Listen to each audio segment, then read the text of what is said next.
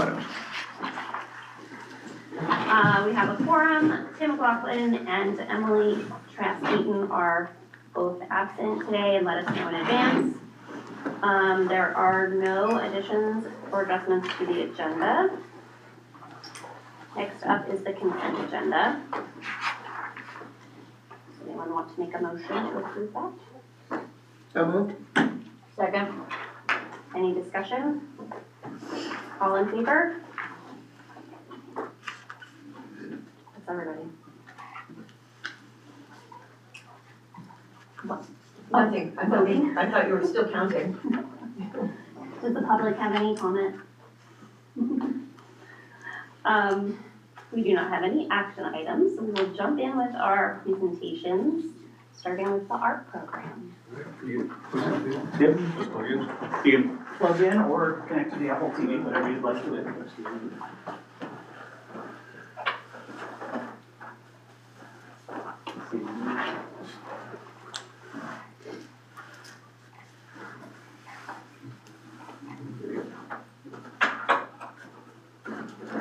While Anthony's doing that, we could introduce who we are. That might be nice. If you want to go first. Hi, I'm Libby Winslow. I've worked for the district in the art department for over 40 years. I'm Brooke Holland. I have worked in the art department for our district for 22 years. Miller and then at the high school. I'm Sarah Beekman. I teach at Miller. This is my third year at Miller. I'm Anthony Lufkin. I teach at Potomac Valley High School, and this is my 9th year in the district, 3rd year at the high school. Not here is Sherry Casas. She teaches at the middle school, and Eric Minsner, I think some of you probably saw, is at the Vos Library right now having an art show. So, also we have Mia Robles from Friendship Village School. I put that up there just because obviously that position is being eliminated, it's like. So that's the other position that we have. And Crystal. And Crystal, yeah, sorry. We got Crystal Priestley that works at Warren. Most of the work that you see, I apologize if this is a little bit disjointed. It's been a busy week for us, and obviously a little bit of a short notice, so try to, hopefully it kind of makes sense. So most of the images you see in here are work from our students or some of the students in the other schools in our district. So the way our program is set up right now in elementary, students have art usually once a week. I know there's variations among schools. It's basically once a week for about 40 minutes. At the middle school, they have art for 50 minutes, one day for each quarter. And at the high school, we have a rotating schedule that goes every other day. Again, our classes are mostly set up to go year-long, but there are exceptions for students that need semester classes, and so we make those adaptations for them. One of the things I want to point out as we look at some of the information here is that when you look at the elementary programs and the fact that they have art once a week for about 40 minutes, if you add that up over the whole course of the year, you're looking at about 24 hours. So if you think about all of the snow days and other interruptions that happen, it's really not very much time. And so if we're thinking about a developmental program, it's really not that at all. It's more just an exposure to the arts and the materials that we're using. So our program is based on the standards. So there's the National Core Art Standards, then we have the Maine Learning Results Standards. I think the most recent Maine Learning Results Standards were in 2020. And basically they've adopted the National Core Art Standards. So if you look at them side by side, they're basically not quite mirror image, but it's basically the same, which is really helpful because originally the Maine Learning Results were by grade span, so they would go K to 2 and then 3-5 and so on, and now they're broken down by individual grades, so it gives us a little bit more clarity about what's expected at each grade level. And so the National Core Art Standards, I actually like using those a little bit better just because they're laid out clearer, but again, they're basically the same. So the National Core Art Standards have 4 major components. We have creating, presenting, responding, and connecting. Skip through here. So this is just a brief view. I have worked at all levels in this district, so some of this information is stuff that I pulled from when I was working at elementary or middle school. This is actually by Eric Minsner, just kind of describing the scope of materials that he works with and some of the topics and concepts that they're focusing on. So really kind of connecting to the local landscape. The way that the courses were organized when I was there is by the national course standards that you see here, and then within those, each individual teacher is able to kind of figure out what direction they want to go with that. So it gives us a lot of liberty to really kind of meet the needs of our specific students, as well as play to our strengths, and still cover all the standards effectively. So that's just an example of a syllabus for 4th grade that I had used. So to jump into our courses, at the high school we have Foundations of Art and Studio Art. We have Intro to Sculpture and Ceramics, Studio Ceramics. We have Photography, Advanced Photography, Studio Photography, Intro to Film, and Studio Productions, which is a new course that started this year. Amongst a lot of challenges getting going, there was, what was it, is it Lincoln? LCS TV. LCS TV was supposed to come in and help and really kind of support, and then they dropped out for their own reasons. And so it left Brooke and Patricia kind of high and dry, but they went for it anyway and have done some pretty impressive work. If you've seen any of the Panther reports, it's very good. We have an example of that in here a little bit later as well. Let's skip over. So instructional approach. So it's progressive, based on projects. We're working through pre-K to 12th grade, focusing on the information that's in the standards, really kind of trying to build on those each year. So what we cover in kindergarten, we step up from that for 1st grade and 2nd grade. So we cover similar topics and we just expand on those. So for example, we would focus on maybe 1-point perspective with 1 grade, and then move on to 2-point perspective and 3-point perspective, atmospheric perspective, and continue to build on what they're learning, starting with the really basic formats. I really like this quote. I use it a lot with my students. It kind of helps to, I don't know, give us an overview of why we're doing what we're doing, why they're doing the projects that they're doing. Because without any structure, without any meaning, or not meaning, but any guidelines, it doesn't really mean anything, right? Out of context, right? When you take things out of context, it doesn't really mean anything. So the structure is really important to helping them understand. I put this in here just because I think it's a good overview of what art is for those of you that might not be as in touch with art as maybe we are. But there's really those 3 components that make it. So we have the craft, which I always hated when people said arts and crafts because I don't think of myself as a craft person. But craft is really the techniques that you use to develop and then be able to create with. So as a pottery or ceramics teacher now, I teach kids how to use the pottery wheel. And so that's a craft, it's a technique. It's not really all that artistic. What they do with it is the artistic piece. So the aesthetics, how things look, and then the conceptual part, the creativity, that's really, it needs those other pieces to really work, but they all kind of go together to do that. So we have integrated learning experiences. Almost everything that we do, we are focusing on our concepts, but we are connecting to other things. And I'll give you some examples of that, but just one simple one. If you are drawing a picture of a fish, right, you have to look really carefully at that fish. You have to look at all the different parts of the fish to be able to accurately portray it. So in the art making process, you're learning about other things. And so pretty much everything we do is integrated with other subjects and other content areas. And then, of course, our standards-based learning and working on the developmental steps and stages of those. I'm not sure if any of you are familiar with this. This is the Victor Lowenfield drawing development stages. It's a good example of how kids start to see and try to recreate the world around them. I found it really helpful when I was working at the elementary level. It kind of mirrors writing as well. If you look at writing development, especially in the really lower levels, and you can kind of see how it grows. And something that I think some people don't realize is that a lot of people stop drawing when they get to this stage, and it's because this is a stage, actually Betty Edwards calls it the crisis period. They get to a point where what they're creating doesn't meet their expectation, and then they start becoming self-conscious about it, and then they stop, right? There's nothing to really push them to go forward. And so, obviously at the high school and middle school levels, we're trying to get them through and over that kind of self-conscious hump to continue to push and realize that your ability to draw isn't what makes you creative. This is from Eric Minsner, doing a project, and he said that they're doing quite a few projects based on books. This is, lost it. You have it right there, Keith Haring anyway. Lots of projects on Keith Haring, so based on Keith Haring, a famous street artist.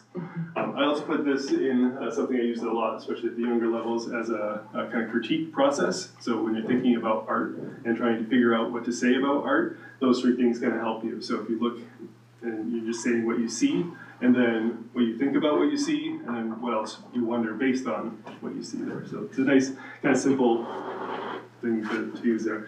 This was another picture by Eric Minsner. I don't know why it didn't load in here, but it doesn't so they were doing a field trip to the Radical Reuse Center in Union, doing artwork using the materials that they found there. So good kind of recycling type project, which again I think is a great integrated project because most of the kids that we have aren't going to go on to be professional artists, right? We're trying to get them to be professional citizens. And this is from Sarah, one of the projects that they are working on this year. I don't know if you want to elaborate some on that. Sure. So this is kind of something new that I was trying this year. These are inspired by wampum belts. It's a similar technique that I showed the students how to create these. They're traditionally made with shell beads. We used just the regular pony beads. They came up with their own designs. You can see up there, I had them fill out a little sheet with their designs. And this was kind of a little bit tricky technique, but the students really responded very well to it. And it's great to integrate sort of indigenous arts. I love doing that in my classroom, showing that side of art, just not trying to stick to more traditional forms. But yeah. And as someone who's taught fourth grade art, that is a very challenging project. Yeah, that's great. This is from Crystal. She has been working on doing some museum visits at the Farnsworth this year, so she's trying to get as many of her classes in there. So the pictures that correlate with that are from some of their visits there. The Farnsworth has been a great resource for us throughout the years. They offer a lot of free programs for us and obviously free trips to go check out the work that's there. So they've been very good. A few more pictures there. This is from Sherry at the middle school, some of the projects that they are working on.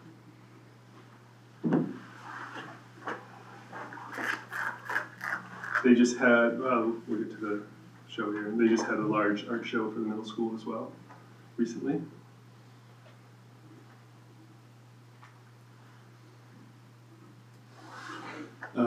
These are a couple of projects that I'm working on at the high school. So the previous teacher before I took over, did a lot of ecology work. And so I'm kind of continuing her program with that. And so again, kind of thinking about how things are connected. So we're doing these scrippular-type fish that are now being installed in the art room. If you've been in the high school and seen all the ones in the cafeteria, that was her work. Unfortunately, over time, some of those break, and so we're trying to transition away from that much traffic area. Another project I'm actually doing right now, this was an example I did for a class. This was Mr. Hinckley and Chrisanne had started this before I got there, but calculus students are coming in and they're learning how to throw a vessel that they then have to use calculus to figure out the volume for, and then they test it empirically. So again, some of the connections that we're making cross-curricular. This is some of Brooke's students' work. Do you want to elaborate on that? Yeah, what you're seeing right now on all that work would be my advanced photography and studio photography. Although the poster's kind of random, but one of my students did design the schoolhouse rock poster. I try to do, I think coming from elementary school and when I went up to the high school, I realized I did a lot of making meaning with art in elementary, and then when I got the high school curriculum, it didn't have that, and I just feel like that's so important and trying to bring that back in. So the bottom is a PSA, public service announcement, finding something that you're passionate about. We had the Philbrook speeches at the high school, so it's just a visual form of that. And I also did that with our video classes as well. Really taking, I think so much of my classes, it can be skills that they use as side jobs in the future or just making themselves more desirable as any employee.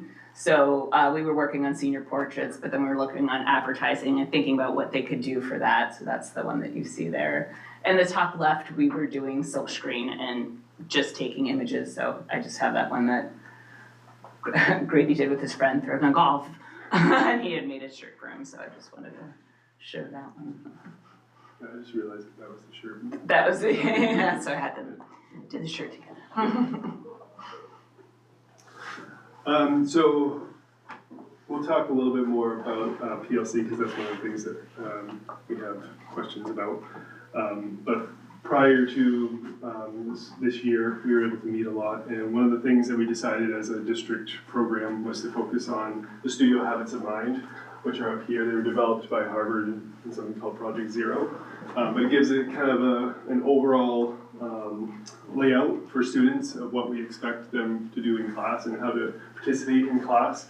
And so they're not necessarily in any order, but they kind of encompass all of the things that we covered.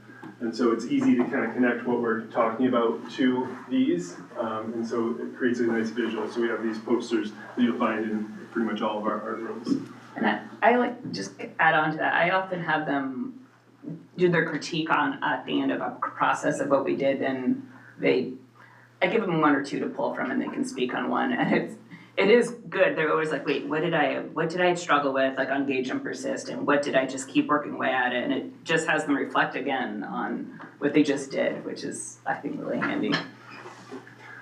So like I said before, creating connections, that's one of the key pieces. Variety in media, that's important, especially at the younger levels, to keep them engaged, and obviously engaging lessons as well and how we present those. Some of the things, and I put these in as high school things that we use, especially helping with differentiation. So we have independent studies. So the high school courses, it gets really challenging, especially as our numbers kind of dwindle a little bit, to make it so that students can take all the courses that they want. So there's a lot of students that don't get into our classes, which we'll talk more about in just a minute as well. But some of the ones that really should be in there, we make exceptions for, and so we can fit them into independent studies. And that's really for those students that are intrinsically motivated, they're going to do their work on their own, and really just need to check in with us every once in a while. And so we have that option. We also have teacher aides that want to come in and kind of just help out in the studio, get a little bit of that studio experience and participate a little bit, but not quite have the same rigorous standards that we have for our full-on classes. There's a lot of IEP adaptions that we use to help students that are struggling as well. There's a lot of students that come in, they just need a space that's not quite as rigid and structured as some of their other classes, where they can just come in and kind of make stuff and create and think without that expectation about them. And then we also have our rooms are open for students to come in during their study halls as well. So if you come into one of our classrooms, you're going to see a class going on, but then you're going to see probably 4 or 5 other kids that are doing their own stuff at the same time. So it's a way for us to connect with those students that aren't able to get into the classes or need that extra time to finish projects and do other things. So for kind of our evidence, we have exhibitions, which I'll go through in just a minute. The high school level and middle school level, we use Google Classroom, and so students are required to document their work. We're trying to get them to build a digital portfolio of the pieces that they've made. They need to put artist statements in there, so we have them articulate what it is that they did, the process that they went through to get there, the struggles that they went through to get there, all of those things. So we put together digital portfolios. We also have artist inquiries where they do research to help develop a better, broader understanding of the art world and be able to apply that to the work that they're doing in their own classes. I wanted to point out that shoe there because that was in an exhibition that actually sold, which was pretty cool. Watershed Center for the Ceramics Arts has an art show. They just started last year, actually, I think it's a K-12 art show, where they accept a juried amount of artwork from each school that submits things. So we had 2 students made it. That was one of them, and that one actually sold, which was pretty cool. What I have here, this is our flyer from last night. So we had our annual Empty Bowl Supper. I believe it was our 23rd annual Empty Bowl Supper, which is pretty impressive. We just figured out what we made, and it was about $2,200 for Empty Bowl Supper. So that money gets split evenly amongst the food pantries that are within our district, which is pretty awesome. So people showed up to support that, and we had a ton of support. It's something that's all volunteer run. So teachers, staff, community members, students, they bring food in. So you come in and you buy a bowl for $10 and you get to fill it up. And so all the bowls that you see there are made by students and staff. This was actually a picture from last year, but we had, I think we had about 275 bowls that were out and available. And obviously a lot of them sold. Another thing that we do, Brooke does it with her photography classes. I also do it with a couple of my upper level classes. They have to submit work to Epoch, which is a magazine. Can you pronounce the library name? Skidumfa, which It's put on by I did look, because of where does the name Skidumfa come from? All the founders, it's part of their names. I just needed to know that, and now you know that. So that actually should be coming out pretty soon. Yeah, hopefully They before have to the submit year. it by, I think, February, so that publication will be out soon. But is all student work. So some of the challenges and adjustments that we see ahead. One is the bond, obviously, and so this is a sketch of what they plan to do to our area of the school at the high school. They're reducing our space a little bit, but making it a little bit more efficient. So obviously we don't like the idea of losing space, but some things need to be done, as probably you know. Technology, well, the other thing with space too is that some of the elementary art rooms are not rooms really, they're gymnasiums. And so obviously there's lots of challenges with teaching art in a gymnasium. And so that's something that obviously we struggle with. And the people that are doing it are doing a great job, but it is a challenge. Technology, obviously at the high school we're running into the phone issue and what we're going to do next year. We do use the phones in our room a fair amount because of the cameras that they have, the ability to document things, the ability to pull resources, inspiration. A lot of their information is on their phone. So kind of getting that transition to the Chromebooks. The Chromebooks are not the greatest as far as taking pictures. And so it's hard for them to create a nice professional portfolio with something like that. So there are challenges with technology. It's not, I wouldn't say it's a huge thing for us. We are able to incorporate what we do into the programs that are available to us, I think, pretty well. But those are some of the things that are coming that we're trying to figure out how we're gonna best approach that. Supplies, especially at the elementary level. One of the things, it's actually in one of Eric's slides there, his supplies for his schools, so one of them is this one and the other one is Prescott. I think he says about $400. So if you think about that average over all of the students, that would be 8 classes, right, for each of those schools.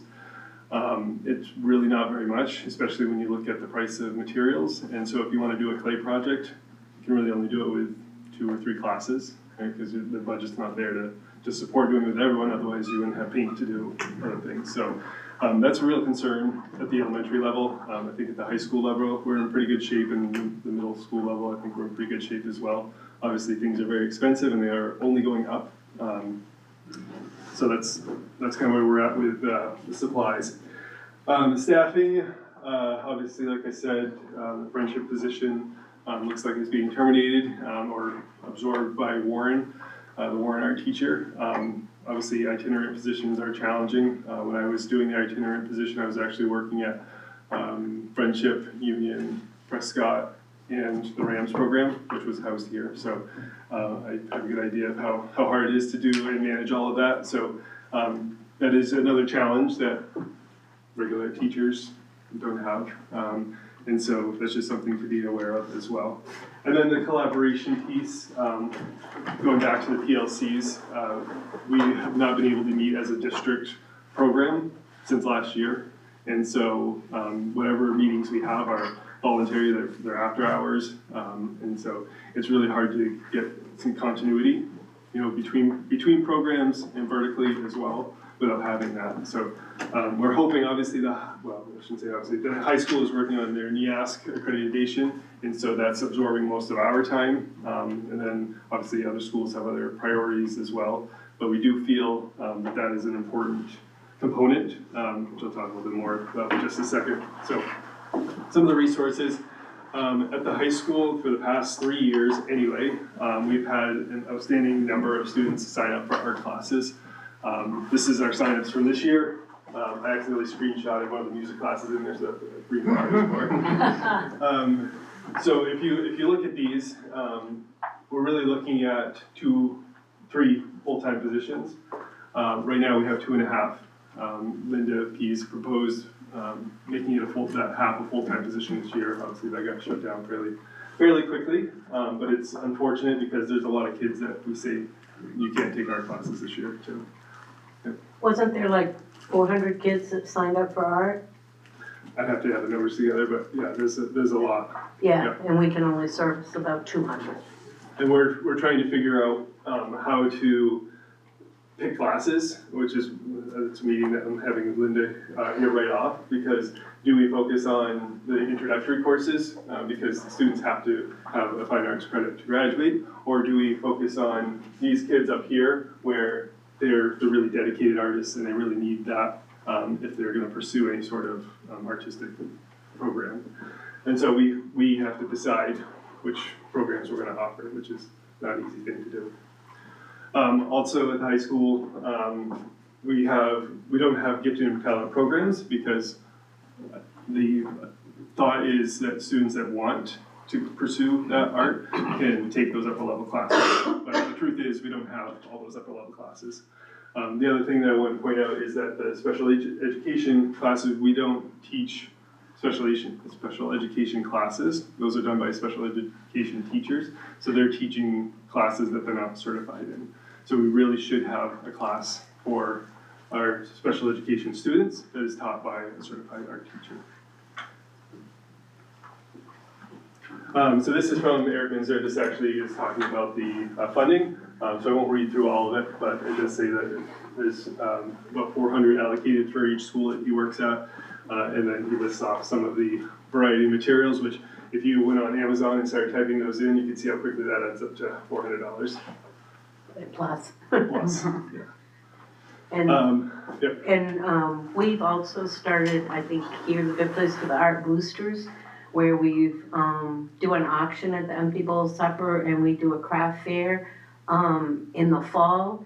And that money has been used basically to support the elementary art program. I know we bought a lot of clay this year, so they could do clay projects. Where initially, years ago, talking back history, the art boosters money we made was more for, not saying it didn't go for special projects, but it was more for us to have money to go to take workshops, to do things that advance our teaching to students, and we haven't been able to offer that either. You know, summer scholarships or works or things, so. And artist residencies as well, Yeah. bigger programs like that really help to connect students, especially on a bigger school-wide scale. So go back to the PLCs. This is something our former superintendent was really focused on, so if you know who he was, you would understand that. And so I just put up the collective teacher efficacy because that's the premise for the PLCs and the reason why that became a priority. So if you look at the rest of the effect sizes, they don't come very close to that. So that's why we feel it's important, especially for our teachers that are the only art teacher in their school. So all of our elementary teachers and our middle school teacher. I'm fortunate at the high school to have other people to collaborate with, but they're really kind of on their own. So when we have building-based PLCs, they're going with PE teachers and music teachers, which is great. It's great to collaborate with other content areas, but at the same time, it's really important for our program development to be able to connect with our peers. So a couple of things that helps with, obviously supporting consistency, helping with the vertical alignment, creating just a line of communication so that we're all kind of connected and on the same page with things. Also helping to promote things such as the art show at the Bose Library. And then the conferences as well. We were really fortunate a few years ago to go to the National Art Conference, which inspired work or projects that we're doing in all of our classes. And that's something that we haven't done since. It does rotate and goes all around the country. So we went to the one that was in Boston. So that was the closest it That was had been great. in a long That time. was awesome. So that was great. That's something that we think is important as well. So alignment with the district priorities, we have the portrait of a learner that we are working towards, right, from pre-K all the way up through. And so, I'm not sure I like that part. So in art, we kind of cover all of this, right? That's one of the nice things about art is it's so integrated that you can see the connections basically anywhere you look. So when we're talking about responsible citizen, talking about some of these things that we're doing, these programs that we're doing, like the Why You Matter program, or that Brooke has done, it's all connected. And like I said, art is one of those things that is really easy because you can find ways to connect it with just about anything. And one of the things I tell my students, especially the ones that come in and they tell me that they're just there for the credit, is that no matter what you do, you're going to find some way that this connects to it. Whether it's the way that you look at something, right, whether you're analytically kind of breaking it down, figuring it out, whether it's trying to come up with a new idea and figuring out ways to brainstorm and connect different things, right? Those are things that we use no matter what you end up going into for a career. I didn't really put anything in that slide except some pictures. So some of the kind of future plans, this was from this year. So like I said, we just started the studio productions class or course. So this was from Brooke, and they went and visited WGME, Channel 8, which was great because obviously with studio productions, this is what they're doing, like all of the figuring out where the cameras are going, the lighting, all of that stuff, and being able to see that at a professional scale was really important and helpful. So kind of the three things that we feel are priorities. Obviously staff, we feel that it's important that we're supporting our high school students. We know that enrollment is dropping. We know that the programs in general, like most of the programs are losing numbers, but we're not. We've got a lot of people that are signing up for classes and they're just not getting them. And so we feel that that's very important. The PLCs we also feel is very important, and I'm not sure how to navigate that around NEASC and some of the other priorities that we have, but we do feel it is important, and we need to find a way to connect a little bit more. And then obviously the funding, especially at the elementary level. So art exhibits, we have a bunch of things that happened this year. So at the Waldeboro Library, I had an exhibit for the month of April, I believe, I should say here. I have May. Yep, and then Brooke had May, so that is there as well. This was the other piece that was at Watershed, which I thought was a pretty good one. If you're familiar with the actor Ice Cube, this was a portrait of Ice Cube. This is from the middle school, so this was in May 6th, so not too long ago.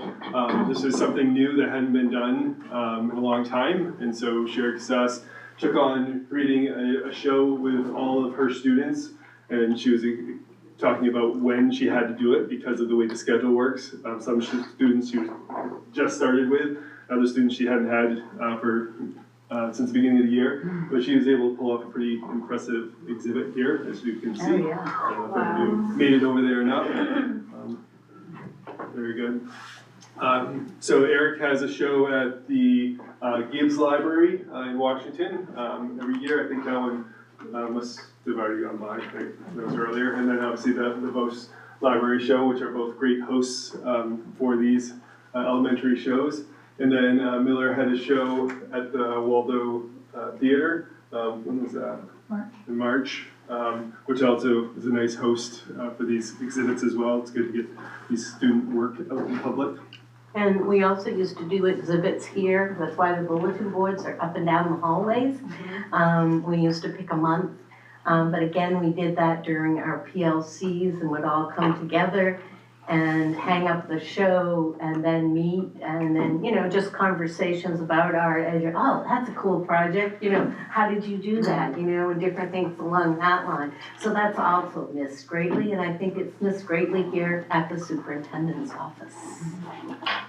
Lastly, as far as the art shows go, district has had annual district-wide art shows since 1984.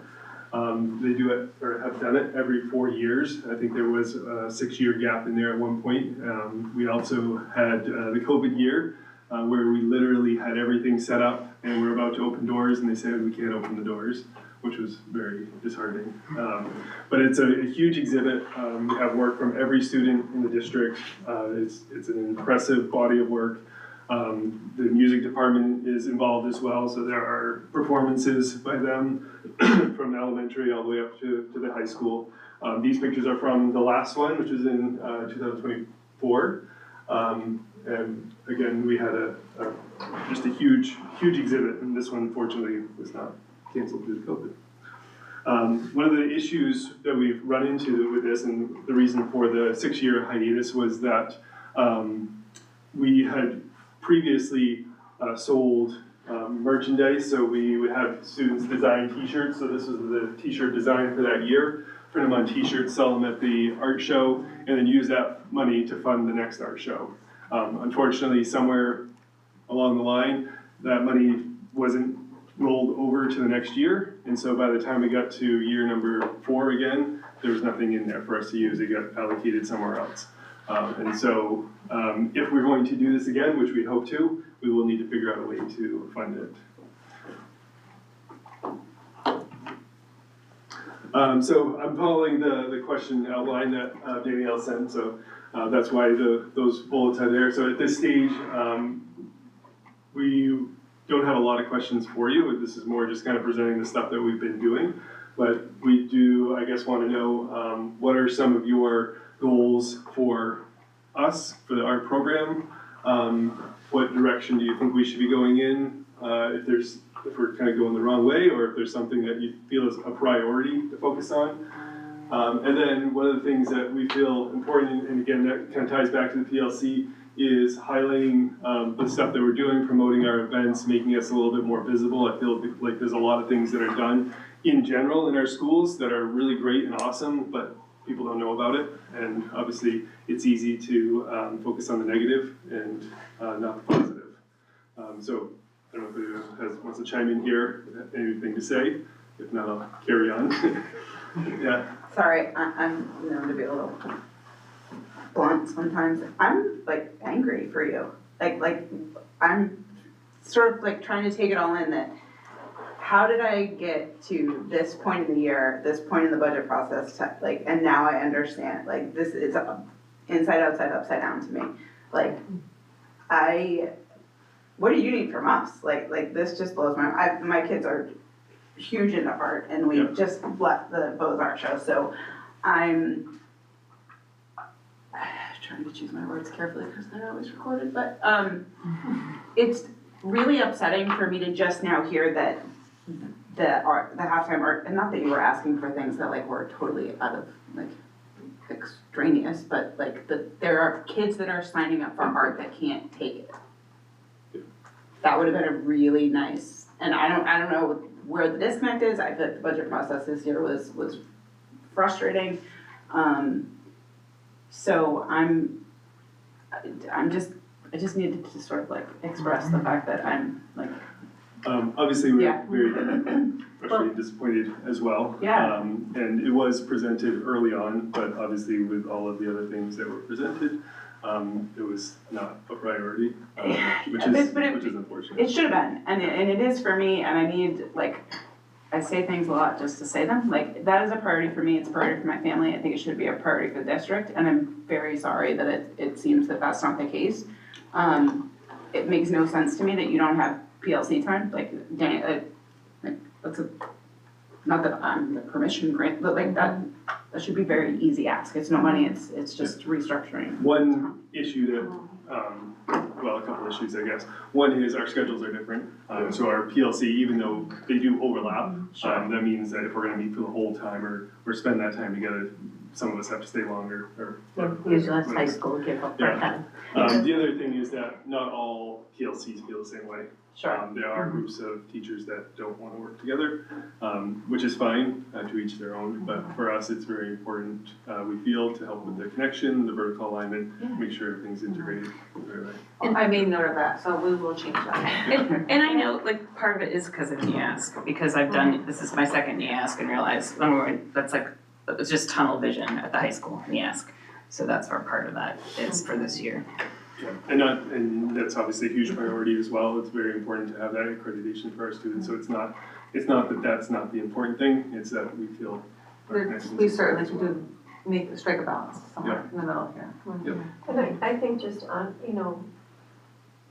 historically, art is always the thing that's the first thing to go. It's the last thing that's appreciated, the first thing to go, and I hate that. I'm an artist, I get it. It's so frustrating too, because those are with some of the, sorry, I didn't mean to interrupt you, but like those, that those kids that sort of don't have, they're not necessarily thriving in academics, or like these kids that don't say a word for 6 months, and then you see them produce like this magical thing. Is there a place where they can blossom? Yeah. Right. Yeah. That's so true. So I just feel like we need to try to, you guys need to try to, or, a way to help the public think, because they are voting on the budget. Help the public think, help some of the board members possibly think, realize just how important it is. And like maybe next budget year session, bring some kids to the budget meeting with their projects and their enthusiasm, and just, I don't know. And just because it seems to be the first thing that gets taken off, maybe we have this committee, this learning committee with art and music in the beginning of the year. I think what we missed out in the budget season this year were presentations from administrators, and so we really didn't hear about the impact of anything that people were asking for. Yeah, because Linda was, I heard it, but Linda was asking. Yes, I She know, was, this she was was. different from the last process. The art in the the renovation, the art room was the only one that got shrunk. And I was just like looking at it, going, oh my word.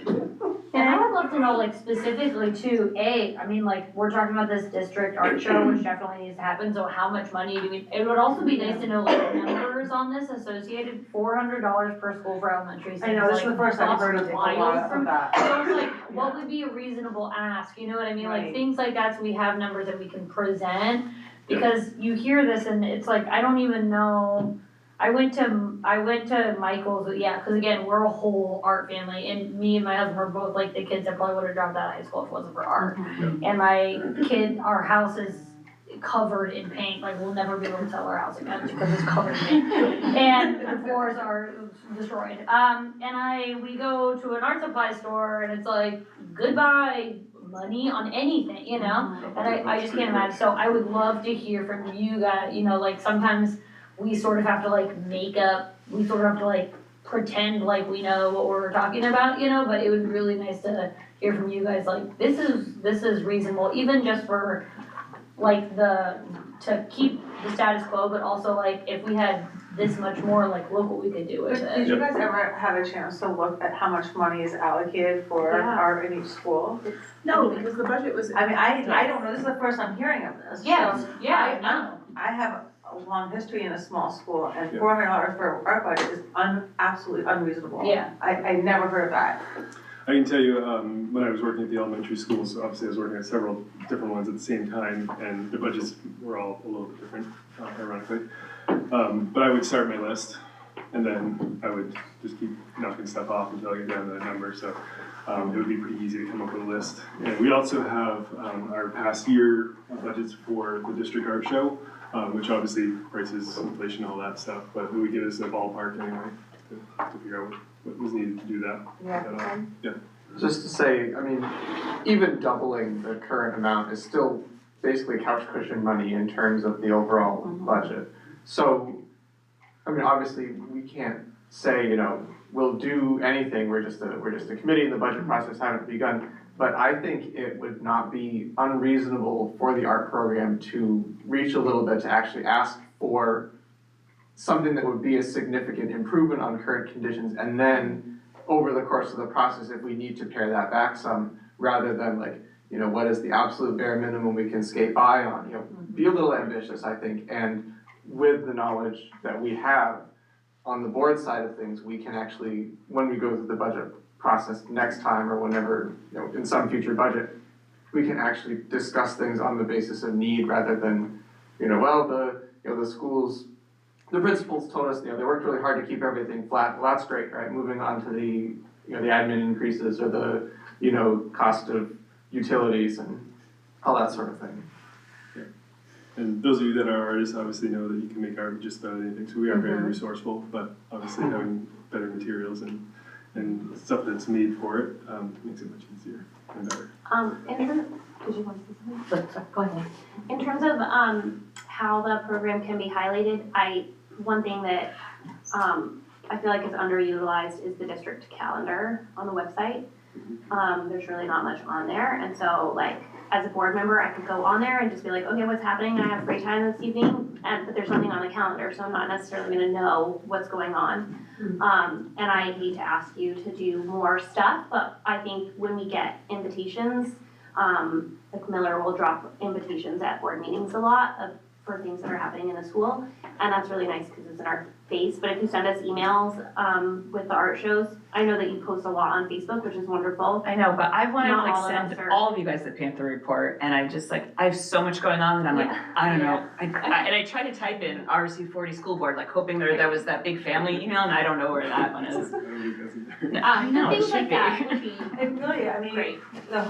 I don't know if I spoke, but I've said this before, like that really could be your newsletter for the community. I mean, I learned so much from the Panther Report. I cannot wait every week. I cannot wait to sit down with coffee. It's a whole tradition Yeah. for me, and I learned so much about. And I'm learning the students' names. I'm learning so much too. I know. It's such a wealth of information. I wish that was the direction for our school newsletters. Yeah. I think it really. We have the student reps here too, on the board. And we hear a lot about sports. Yeah. It's always been our battle. And if there's a play going on, we get that. Right. But like, you know, maybe we could just try to encourage them to find out A lot of times we hear things that happened. that happened. Yeah, Yes. probably. That So, makes you know, sense. maybe we can just try to encourage the, you know, the student Yeah. board reps to Yeah. I went to the middle school look at a broader scope. exhibition, and it was wonderful. Like, it was actually quite magical with the bird noises and. That's awesome. It was really cool. And I mean, even from my board reports, it's always things that have happened in the past. And maybe Yes. I can have like an upcoming events thing. Like, this is just one more, redundancy is a good thing. So if it's just one more way. I do feel like the calendar would be a really. I do too, and it's a great point. I didn't even know about If there Sherry's was a- show. If there was a So- poster, if there was some kind of a poster for something, maybe if it could be just emailed to, Karen and tucked into our board packet. That's a good idea too. So a couple of just things that I wanted to mention that were past kind of conversations is I retired and then Linda Pease called me coming out of retirement to come back to the high school because there was 100 students that had signed up for art that didn't get what they wanted, and I could cover about 60, so there was about 40. And part of my big goal being there was to build the art program back up where it used to be. We used to have a full-time ceramics person. We used to have a full-time drawing and painting. We used to have a full-time photography. We had sculpture happening in the wood department. We had fine fabric arts happening in the home ec studio. And there were other art courses, you know, art history, different things. So when you put that all together, there were over 4.5 positions for art, and we're down to 2.5. And it's just really, really sad. And what's lacking is the drawing and painting. There's a lot of clay, and you know, wonderful photography and video. We do have some we're trying, but without that other position, those programs are really not there. Also wanted to mention that my first year, my half position was not in the budget. they came up with Title I funds to cover. And for my first 2 years, I was Title I. This year, I was in the regular budget. So I just want to propose, and I don't know, we're looking for that halftime position. Halftime's already covered in the budget. Could the halftime come from somewhere else and make it so we still can have a full-time position next year? We'll add to, the VU is planning on getting done this year. Yeah. And so that position's gonna be tricky, just schedule-wise. If you're working half-time on a rotating daily schedule, you're not gonna find another job that kind of matches that very well. So it's gonna be a challenge to find a person that we want to come in that can also have that schedule to match, so. Yeah, because 1 week you're, 2 days, the next week you're 3 days, so, Right. it's, it's a difficult one to keep up with.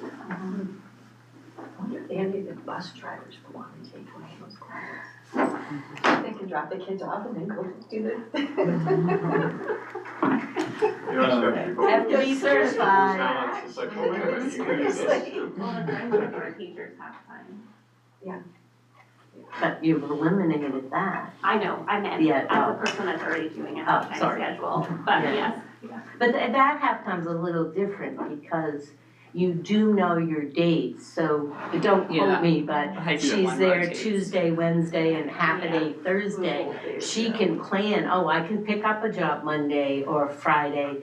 When I first taught, I started in SAD 50. I taught 3 days for SAD 50 and 1 other day for a private school. So because your days were consistent.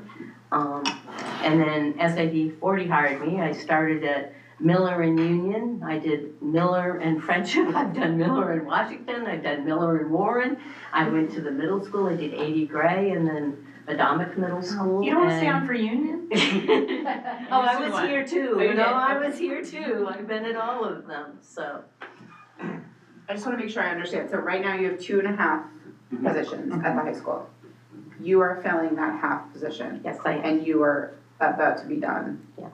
My 43rd year, Well, I've thank you for your had- service. I do have a few more slides.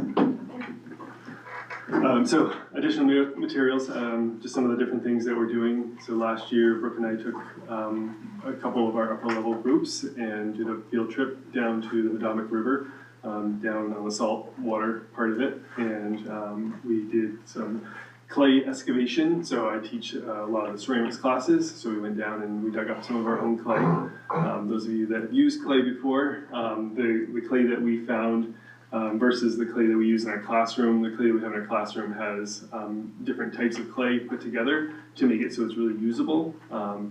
The clay that you find is usable, it's just a little bit harder to work with, but it was good for students to dig it out, and we sifted, or is that the right sieve? To get all the rocks and contaminants and stuff out of it. And so these are some of the projects they actually made from the clay that we dug out of the river, which is, again, it's much more difficult. This is one of my very talented students, and she was able to throw a bowl with it, which was quite impressive given the material she was working with. We connected it a little bit to the ecology in the river, so we had Morgan Price from Mid-Coast Conservancy with us, and so she helped us find some of the, what do we call them, creatures, insects, larvae, and explain kind of what they were. So again, kind of connecting, right, with all the stuff that's happening, and making some art based on that. And I just would say for the intro classes, I use that clay for the very first assignment to show them what, Native Americans would have used it. And it's a really kind of since they started this, it's really cool to start with that and then go to the more refined clay. Yeah, and if you look at the local history, the Wabanaki have been using clay here for thousands of years. There's a lot of it. Yep. Yeah. A lot of brick buildings. So this is a project done at the middle school in art club. So there's an art club that happens after school hours. It is a stipend position. So Sherry works with students there. This is, I'll let you talk about this. Yeah, this actually, so Why You Matter came from going on that national art conference. And I think we did it in 2018 or 2019. It was one of those, because we did this in 2020. So that's when we first started this. So we're in our third iteration of it. And what I try to do is repeat, if I had a freshman class, I do it again when they're seniors. So if anyone came last night, I meant to bring your poster. I saw it and I'm like, I gotta bring that today. Yeah, me and my daughter did. Yes, I was so glad you came down. Yeah, it was great. But I had them as so I'll have their Why You Matter portrait when they were freshmen, and then I put their senior one below it, which is just kind of, sometimes you're like, oh, that's the same kid. Like, they've grown so much, which I just love that.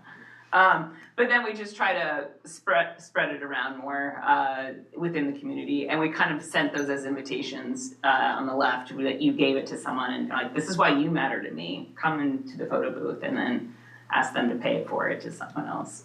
But it started at a school that had dealt with some student deaths, and a photography class started it there, and I was like, well, let's not start with student deaths, let's try to prevent that and focus on mental health. And little did we know how important it was because of COVID. I mean, it's so interesting seeing artwork that was made during COVID time for my students, and then now, like, they could go deep because they had to feel really deep, you know? It was definitely interesting on that. So last night was the night that we showed all this, but we combined with Young People, and we'll do it again in 3 years. Yeah, it's been a great way to build community as well. Yeah. And the two students that were there when they were taking the portraits were like, we talked for a while about it. Oh, that's You can tell it's very impactful for them, you know, it's not just like another project. Yeah. They were, you know, we had like a very cool conversation. I was very impressed with also just their skills in general. Yeah. It was really cool. That's good to know. In the spring, we do a raccoon firing. I just started this last year, and we were fortunately able to run it. I took one of our old kilns that had basically fallen apart and just tore out all the elements, and now we have a raccoon kiln that can set up. So if you're not familiar with the process, it's a oxygen reduction process. So you do a normal vis fire, and then for the glaze firing, you get it up to temperature, so about 1900 degrees, and then you put it into a container of combustibles, and then you snuff it out, and that creates that oxidization reduction, which creates some really cool glaze effects. You get a lot of metallic colors and some interesting crackle things. So if you haven't seen it before, you should check out some YouTube videos on it. For our lunch at the high school, we have different clubs that people can go to. It's set up to kind of spread the students out in the school, which has worked out really well. The students are able to go to different rooms and participate in different things. So we open up our room for the whole lunch period as an art club, and we have a lot of students. Some students just come in to eat lunch, which is fine, talk, socialize. But we have a lot of students that come in working on their own projects. They want to come in and use clay. They haven't done it since middle school or whatever. They come in, make stuff. And then we have some themed projects as well. So these are the last couple ones that we have that'll start after Memorial Day. So another chance for kids to get out and do stuff. We also send students to the Haystack Student Craft Institute. So Haystack is a small art, I don't know, it's not really a school, but it's a studio space out in Deer Isle, and they have a bunch of different studios. So there's a ceramic studio, metal studio. So you can send the high schools in the state of Maine can send one student to go. So I've sent somebody the last 2 years, and I have a student going this weekend actually. So they go for the weekend, focus on one sort of medium technique. They work with professional artists up there. So it's a really great opportunity, especially for those students that are looking to pursue something in the Is it arts. Mateo? No. Natalie. Barry. Oh, that's right. That's It's gonna be louder than you want it to be. Turn that volume down. So that's a photo of the school there. Turn the volume down here first. Again.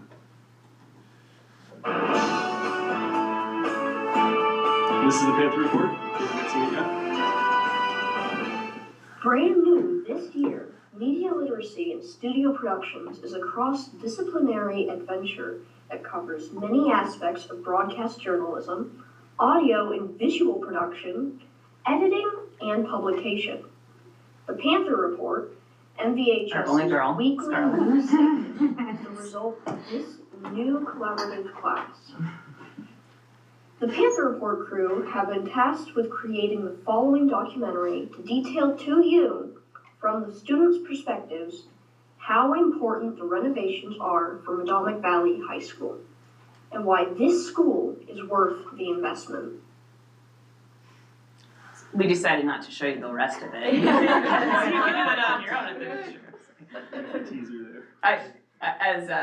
as you know, this is a student production. I see a lot of things I want to fix, but considering where we've come from, I think it's awesome. Very, very impressive. Yeah, it's being this very, first year very of impressive, conception. really awesome. Yeah. And then the next video is. The next video is a whole report, so I don't know, we could just start with an opening and you can see it, and then we can stop. Because I think it's like 8 or 12 minutes long. Maybe we'll skip to the end. Yeah. Hello, Madomic. Welcome to the Panther Report for the week of May 4th. I'm Gavin. And I'm Micah. Let's get started. Micah's Daniel's son. This week we still see some more elevated consistent temperatures with highs in the 50s and 60s.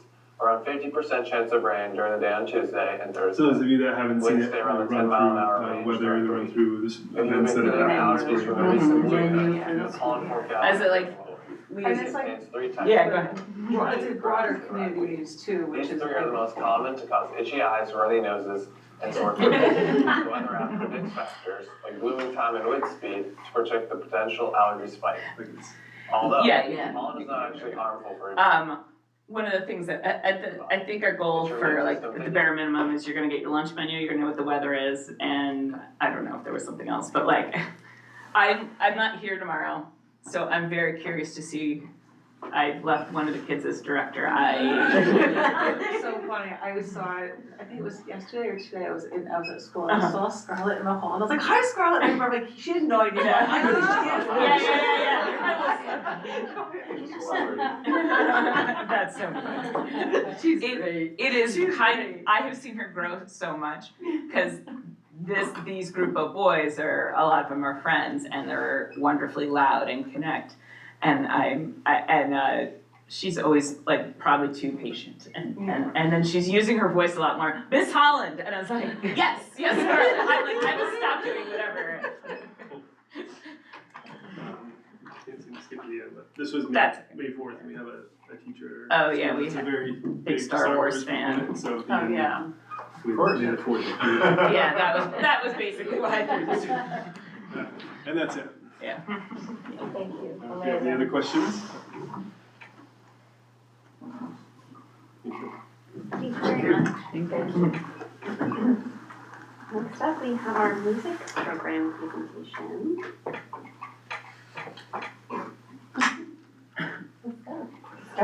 Let's go. Let's go. Let's go. You want to go? You wanna talk about? I can talk while you set up or whatever. Oh, yeah, yeah, let's do that. Because mine's a write-up and you have something with that then? Or Yes, I think, okay, all right, because I had asked what everybody was doing, so I can speak from my experiences. This is my first year in the district. I've been teaching since 2005 as a music teacher, and my first year at Warren Community School has been a sublime experience, and that is really just, I'm not sugarcoating that. It's just been incredible because it's just everybody's treated me like family ever since I've been there, the students, the staff. I'm just kind of like, just from day one, it's like, man, I belong here. Wow, this is so cool. And it had come back to me that like the kids were just really enjoying music, asking about the songs, and I'm just kind of going, wow, that's great. I love to hear that, of course. I focused on exuberant singing, and the students have come a long way in regard to tuneful, joyful singing. Something I do in class is, I noticed some people getting into the shouty thing, like I would like, talk about this different voices. I'm using my speaking voice right now, and this is my singing voice. And I said, I really don't prefer to use this one unless you are in grave danger or you're so far away you're not gonna hear me otherwise. So that usually helps with that, to bring it back to the singing voice. Something we have talked about amongst the elementary teachers is like using the do, re, mi, fa, so like conversational solfege. Something that really kind of occurred to me midway in my career was I was just thinking to myself, it feels like, when I started off as a piano teacher and there was just this emphasis, read music, read music, read music. And I'm just kind of like, this isn't working though, it just seems really awfully frustrating. And then I had looked at some resources that they'd shown us in college, and at the time I just didn't have the capacity to understand how deep it was. And then as I start getting into the game, I'm just like going, wait a minute, oh my gosh, music as language acquisition. That like, how do you learn a language? You hear it, you imitate it perfectly, but you do. And if somebody's there to encourage the process the whole way. And some people aren't really starting that process until sometimes 4th or 5th grade when they're finally deciding, oh, and then maybe being frustrated as like I'm, blurbing and like, that's how you always start. You have to start there and there's nothing wrong with that. And you gotta keep doing it so you can get better. So I've been using conversational solfege a lot to make rhythms and music intervals more accessible. Upper grades, we've been learning states and capitals and songs, Sacramento, California, and then they were The state song. What's that? The state, I have a second grader, and the state song is like, I can't stop singing. Whoever drums these up is just kind of like. I think we're all gonna walk out having that in our head. When you have a jingle, and then I just got so jazzed about it that I found this website where you could print off these like multiple paper, here's a whole United States map, it's like 64 pages, only you gotta take the whole thing together and stuff, and that was interesting, but, and one for Africa and stuff, and I've been doing Africa with the younger groups and the States with the older groups. With chorus, I just really tried to set a high bar in that. I was nervous about doing that. I was just going, man, it's like, what if we go for, the whole shooting match and it fails? But all right, let's try. And they just have been so amiable towards it. And at Warren Community, like the 5th grade group in particular, they just love to sing. Even in their general music classes, you would think that's chorus class, but a colleague had come to me recently and said that the rhythm section in band in particular sounded like it was doing really well. That was kind of news to me because I have nothing to compare it to. Like I was just thinking to myself, this is where I wanted to be, and then when you're seeing somebody else unsolicited say that, I was like, okay, that's really encouraging, that's good. Again, my first year, really hard to compare it to anything in this district specifically, but I am really encouraged and this is across all the elementary schools that band and chorus are elective, which I came from an environment, I was in one school where it's like all 5th graders took band. Mm-hmm. That sounds like a nightmare. It was. It was because, and it was very expensive to maintain because, I think that's one thing that is the high cost, when you look at supplies and stuff, it's like sending all those instruments out for repairs because they're gonna have normal wear and tear. And then when you see how much it is on the bill, it's kind of, oh, that's $200 out of this, $300 out of this. And it's like, yeah, okay.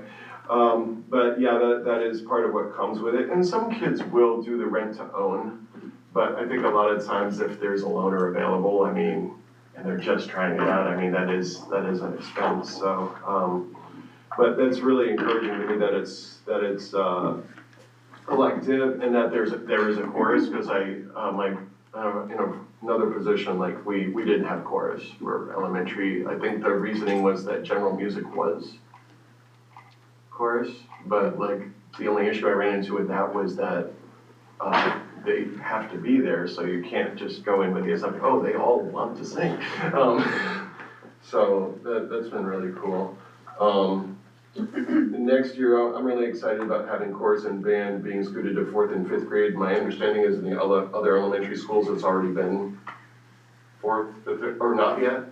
No. Oh, okay, so it was 5th and 6th grade, but then 6th grade moved it up to middle school last year, so it's just 5th grade, and that was more of a scheduling issue. Oh, okay. We're gonna revisit it Okay. this year, but then, we have a new principal too coming in, so we'll see.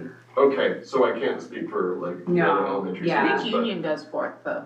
Union starts band at 4th grade. So I think what my understanding from teachers last year was that kids with schools that had lower student populations opened up band and chorus to younger grades Okay. because otherwise they wouldn't really have a band. I mean, you have like 2 clarinets, you know, sometimes. So I think that's what it was. It was kind of like if there was a kid in 4th grade and up that wanted to learn to play, then they would try to make it work or make it work. At Miller, it's just like scheduling wise is the biggest challenge, and it's the highest populated elementary school. And so yeah, figuring out how to do that is a challenge. And so, okay, so at Warren Community School, it will be 4th and 5th grade offering, and I think those 2 grades will be tethered together. I think there's like duples of like that's a pretty common teaming model. I'm really excited about administering. There is actually standardized testing that can be used on the music level. It's something I had learned about through Edwin Gordon's work. It's the intermediate levels of audiation. Audiation is the idea that the ability to refine how you're hearing things, differences. Is that familiar to anybody or? Oh, okay. And I had gone to something that was it was for instrumentalists or whatever. And somebody had talked about that they had used it, and so I went to them afterwards and said, so what did you do with the results? Because I've administered it before, but it's just like, okay, this kid hears music, rhythms really well. Okay, well, what do you do with that information? I mean, I want to know something practical. And the information I was given that it can be really helpful for informing like where you place kids in band, that if they're really high on melodic, being able to distinguish melodic things, that brass is a really good fit because it's just like you have to be able to hear the different partials on trombone or trumpet. But if somebody's low on that, that could be a really frustrating experience. It might be better to put them on, say, clarinet where everything's tactile and it's just kind of like, and if they're really high in melodic and rhythm, like really push for percussion, I think, like, it seems to be the expectation for percussion for some people is like, well, I don't have to read music. You're playing something really loud. We want you to read music better than everybody else in the room. So that's been something really cool. Tish and I had and is her name Hillary? Oh, okay. Hillary, we're at the She's at French. well, that was the first time I met her because like our schedules don't align to meet on this Wednesday. Yeah, she's part-time, so again, the challenges with PLCs, she was never able to meet with us. Yeah. Because she doesn't work on Wednesdays. Yeah. But it sounds like we might be able to tweak that. Yeah, they're gonna, Okay. she's spoken to, Okay. principal to fix that next year. And we had a chance to go to a music festival where teachers nominate like the top, 6-7%, I think, of your student population of kids who would be a really good fit for singing, for movement, for doing things on like xylophones or rhythm instruments. And the concert they put on, I mean, you and I, we were both, all of us were beaming. It was just such a really great experience. And really, it was the kids who wound up doing all the work and the presenters. We were just kind of there on hand if they needed anything, familiar face or whatever. But it was mostly, we were able to soak in just a lot of that experience. And I am really looking forward to integrating those ideas in the music classroom because it's like, that whole idea of like having a section, this is your rhythm section, this is your melodic section, this is your singing section, and putting together pieces that way. And it showed that the ideas, they didn't have to be pre-learned. Like they were able in the course of that day. And the kids put on a half-an-hour concert. It was 4 songs and even involved the audience and stuff. So that was really cool. That was my personal write-up, but yeah. Okay, yeah, so, I can speak to, this is my second year at Miller, and I can speak to what we're doing. For me, my background, I was a music therapist for 15 years before I came to the education world. And so I really come from a building relationships place. And especially at the elementary level, I want every kid that I work with to hopefully believe that they're a musician of some capacity. And so at the bottom here, I added like in all of the national art standards, right, we have like 4 categories of creating, responding, presenting, and connecting. So that's kind of, you can discern how those are kind of, oh my gosh, my words today, how they are included throughout my curriculum. So I think of everything as like scaffolding over time. So in early elementary, where they're doing a lot of movement, singing, playing instruments, we're reading books, I'm supporting literacy. They all know what syllables are, they figure that out pretty quickly, and it's really easy to put our language into a rhythmic pattern. And so I'll have different themes, like right now we just started a space theme, and we're singing the song Sally Go Round the Sun. Do you guys know that one? I won't make you sing. I usually do, but I won't. But I have these little rhythm cards, and so we'll just do a simple circle game. They'll pick out a card, and there'll be a word on it and a rhythm pattern with it, right? And so they're learning both of them at the same time. So at this level, right, they're sounding out the words and then being able to put it into rhythm so they get that natural language acquisition on top of it. Culture, very important to me. So I definitely throughout the year bring songs from different cultures and different languages. This month is Filipino Heritage Month. At Miller School, we actually have a relatively big Filipino population, and those kids have all been so psyched when I said, like, oh, we're gonna learn some Filipino songs. They're like, I can help you with that. And they're like just so excited, and they just love being centered in that way. So that's been really great. When we get up to 2nd and 3rd grade, we're continuing all of those things that we're working on. You're continuing into these grades, but they're having a little more complexity to it. So instead of just playing simple percussion instruments, we're taking these simple song games that we learn and learning how to play them on a xylophone or play them on the keyboard. I start bringing in folk dances I use mainly from the New England Dance Masters. Do you guys know those? Yeah, of course you know. They're great. So I mean, like, especially in Maine, we have like a huge contra dancing presence. And so I'm like, yeah, you guys should know like what long way sets are. You should know how to do-si-do and do all the things. So they start doing folk dances in 2nd and 3rd grade, and the kids love them. So I was really surprised last year how much they loved them. And we start writing notation, we start identifying stuff on the, mainly treble clef, instrument families come in, and again, I continue to bring in cultures, different songs and dances, right? So they might get a little more complex as the kids get older. Some enrichment that we had for the younger kiddos. The Portland Symphony Orchestra does these things called kinder concerts. And this, at Miller, we've been able to have it the last 2 years. Last year we had a brass quintet come, and this year we had a string quintet, as you can see. And they love it. They come and they tell a story using music. I love it because there's no screens, there's no like you have to like tune into this full sensory experience in a completely a way that these kids aren't necessarily as used to in our modern technology worlds, and they love it and they have a wonderful time. I'm just gonna keep going. 4th grade, again, we're scaffolding these skills. We introduce recorder. Some elementary teachers introduce it at the end of 3rd grade. I'm gonna try that this year and see how it goes, and then you would just start it again in the fall. But as we know, recorder is a great prep for band. It's teaching them breath control, support, how to sit with good posture, like I'm doing right now.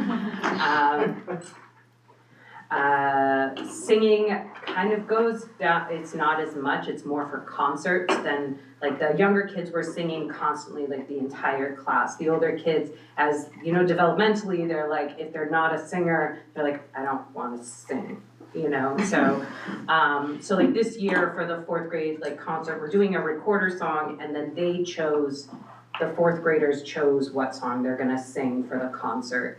I kind of did like a survey of all three of the sections, and it's really interesting because they chose Never Ending Story, which is from the 1980s movie Never Ending Story. And I think it's because it's a resurgence from the Stranger Things. From Stranger Yeah, Things, which I'm like, none of you should be watching Stranger Things when you're in fourth grade, but I digress. But anyway, so they chose that, so that's the song they're singing for concert. And what that does is that gets that buy-in, right? So you run into like that challenge developmentally, and you're like, well, you get to pick the song. I also do that with chorus, they choose all the songs that we sing. They're doing a lot more writing of notation.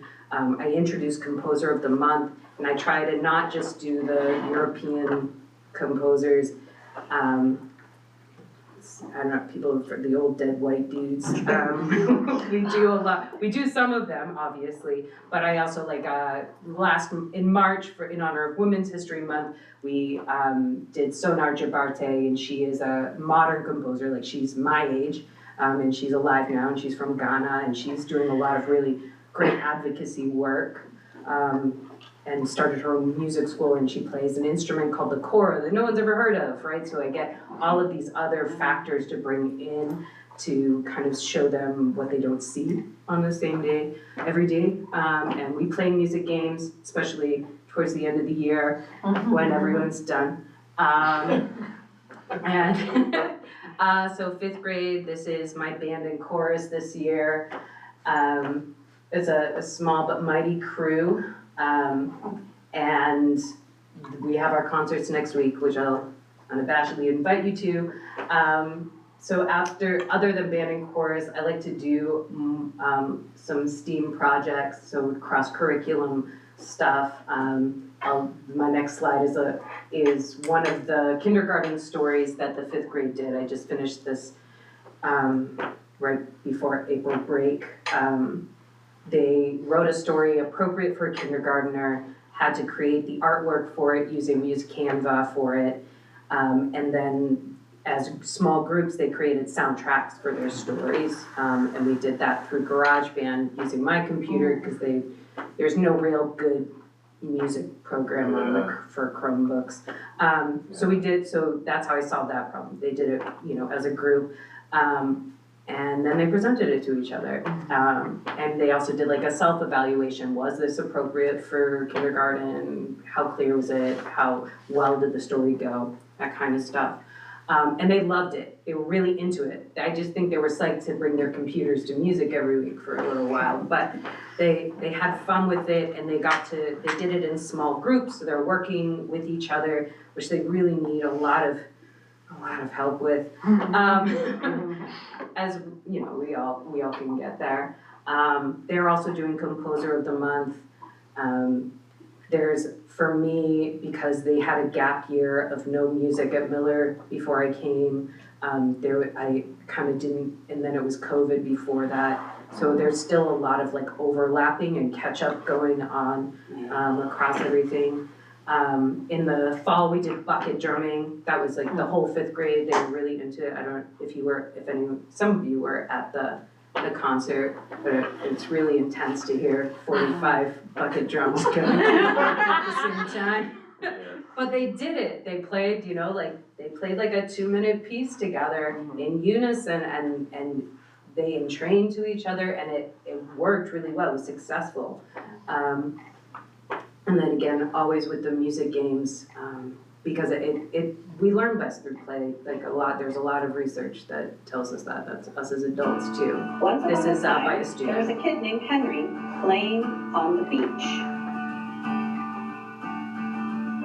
when suddenly a light appeared and a flying shark flew out of it. Do you want to go on a ride? Asked the shark. Of course, I love sharks, said Henry. So Henry hopped on the shark's back and they started flying. First, they went to London. Then they went to Alaska. And then they partied all night long. The end.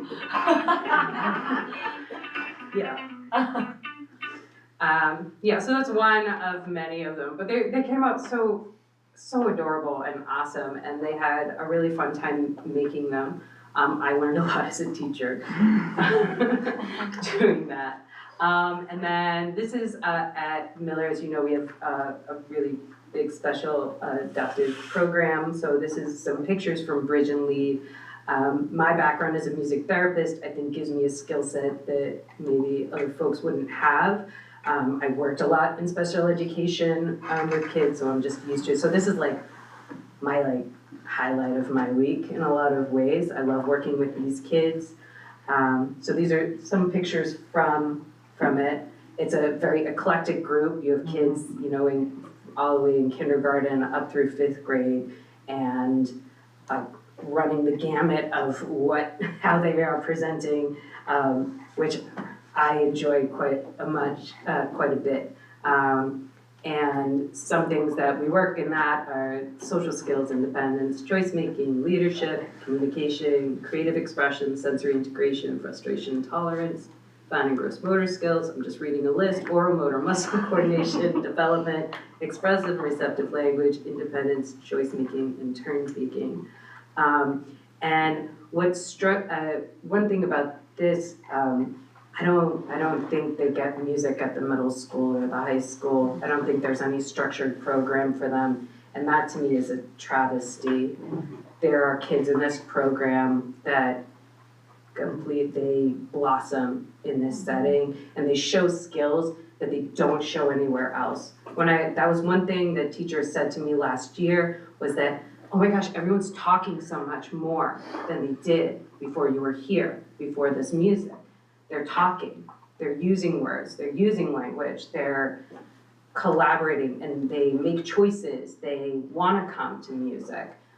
Some kids that have really low tolerance for sensory stimulation, they are able to come into the music room, and they're in a room with 10 other kids shaking maracas, and they're like, okay, let's do it, right? Where otherwise they can't go into a regular ed classroom because of the noise level and the stimulation level going on. So I would say that is a hope for me, is to somehow make sure that those kids have music throughout their education experience. They do have it in the high school, but it might be only a semester, I'm not quite sure. Okay. Yeah. And they used to have it when they had a music teacher at the middle school. We used it, and I did adaptive art as well. There was adaptive music, and with phys ed music and the arts, we did huge dance things as well. And it was so awesome. We'd have our assemblies, and all the kids would get up, and the whole school, and dance whatever line dance we had learned. And it was a really, really fun. But, through budget cuts and staffing cuts, things like that have disappeared.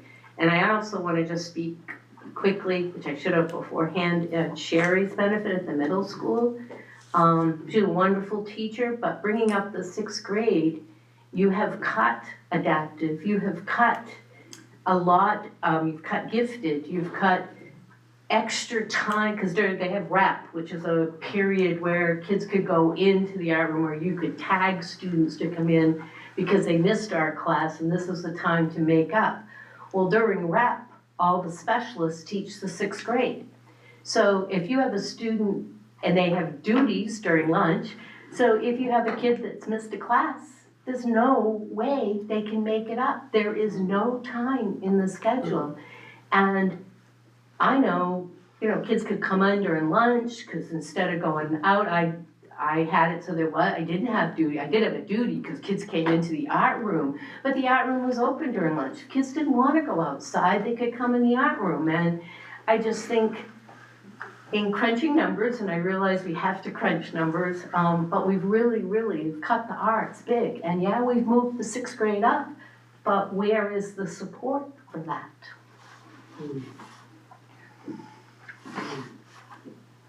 Yeah.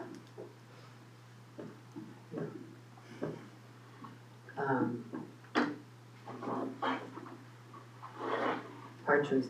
Hard choices. So you guys did Never Ending Story. We're doing it Like, next week. Oh, you're doing it, like, I did that with one of my classes, like, it's like, Yeah, I I know. don't know, it's just kind of funny how It is some of those hilarious. I things love it. happen, how people happen on some of those Yeah. same things, and that, that movie, along with the music, was really a triumph on so many levels, Yeah, and totally. kids still, I know they associate it with Stranger Things, but where it originally comes from. I mean, they should watch that movie too. 'Cause it's Just not the it part with still our holds up. text, but. But Okay. don't ever let the kids see the YouTube video of the original singers of that song, cause it's just heinous. It's hilarious. Oh. Okay, It's so, just the 80s yeah. hair. It's pretty hardcore. All right, or not hardcore, I guess. So these are just some pictures from the Elementary Honors Music Festival that Justin already talked about. I took these are my 3 kids from Miller that I took. There were 4 kids from Friendship, and then Justin brought 6 kids. Yeah. And it was amazing. It was a great day of learning and music. And these kids, what was awesome was these kids got to experience what it's like to work with a bunch of kids that want to perform and Yes. want to do music and are there to do music. And it's really affordable too. It's like $10 a student. And the reason why we only took this many kids was because of transportation. So we volunteered to drive buses, vans, not buses, vans. I can't drive a bus. And that's how we got to do it. So hoping that, that can change. I mean, it takes place on a Saturday, which I know is not ideal, but it would be nice to bring more students to that next year. It's so well supported by that local community, like however that was all put together, it was It's just like phenomenal. run very well and it's very inspiring, yeah. Don't different schools host it different year? That was one of the things they discussed, I think they were gonna continue with it at the same school Yeah, next they're year, gonna do like 2 years in a but row maybe at the create same 2-year school. stints so that a school could have an opportunity to, Cause we Yeah. hosted at the middle school a couple of times, Oh, and it okay. is really, it's very, you know, We used to always go there Yeah. every year, we still do. it's great that it's still happening. And I was talking to because I wasn't sure we weren't sure, like, you can make the nominations, but there can be kids cut, like, if they have to do it because of numbers or whatever. Yeah, but the numbers were low this year. Yeah, for it. I was encouraged that with, like, you know, hey, whatever kids we nominated, that, but they're gonna, they're gonna be able to, I'm like, good, because I don't really wanna have to determine who gets cut. So this last slide, I just kind of, like, from your presentations, just wanted to like speak to challenges I've observed. There seems to be a black hole in the middle school for music. I know we're hiring a full-time person this year, which will help.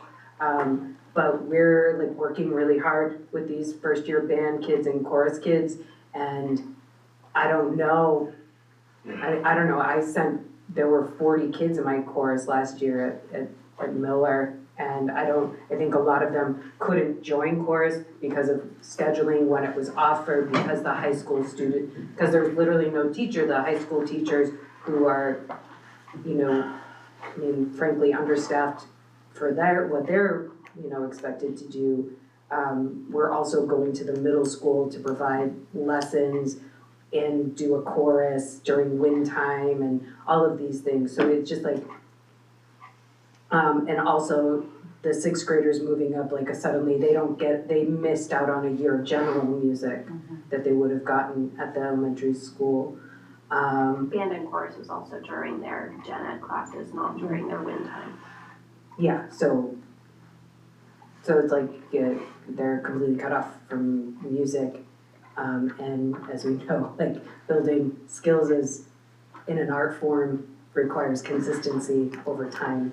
And I really want these kids that I'm sending to the middle school this year to stay in band and chorus. I want them to keep being musicians, because they really love it.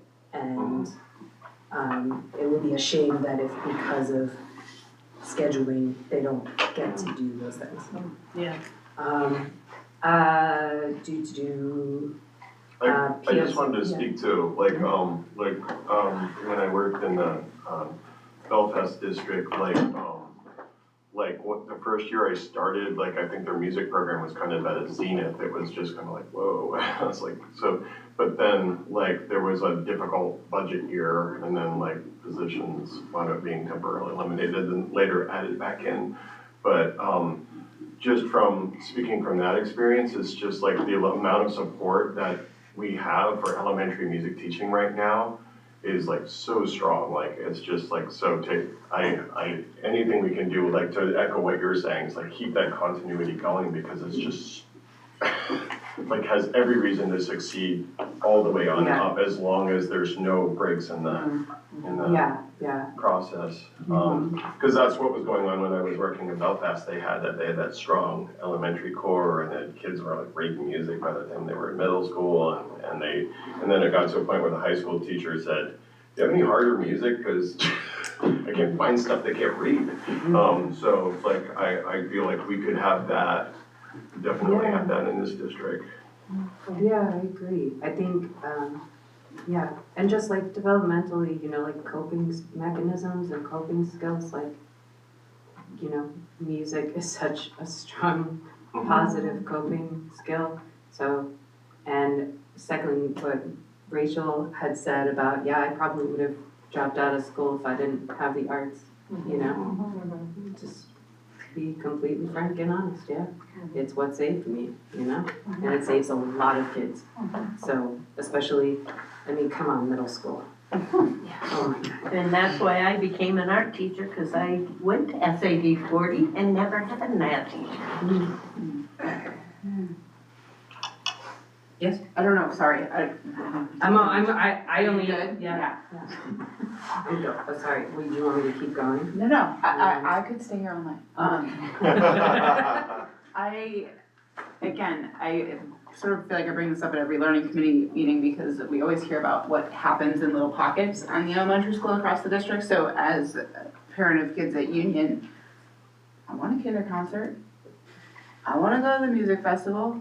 I wanna go to the art museum. I really think we need to prioritize consistently offering these, that's what, I remember going to the PSO and kindergarten, The kinder concert, I think it used to be a district-wide thing. It was somehow, I think everyone went to the Waldo and watched them there.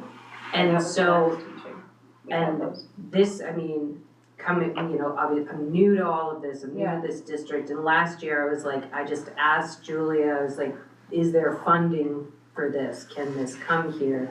And she was able to figure out a way to pay for it. And again, this year it was much later in the year, where we were able to make sure we had the funding for it. And it's expensive, but if we could share that across, all of the district, that would make it a lot more affordable for everyone. And then the kids get an experience of going to a theater and hearing, the Waldo's acoustics, that place is designed for acoustic music, and it's really beautiful to experience music there. It's just, it is a different thing. And it's one of the best in the state. During my teaching era here in RSU was when the kinder concerts were at the Waldo, and it was all the kindergartners or all the whatever. And I believe it was funded externally by a grant or a donor. So, that could be explored. Yeah, definitely. I would love for more schools to get the kinder concerts. And when we had the district art show in the past, we've brought in all the kids together to have a concert that night.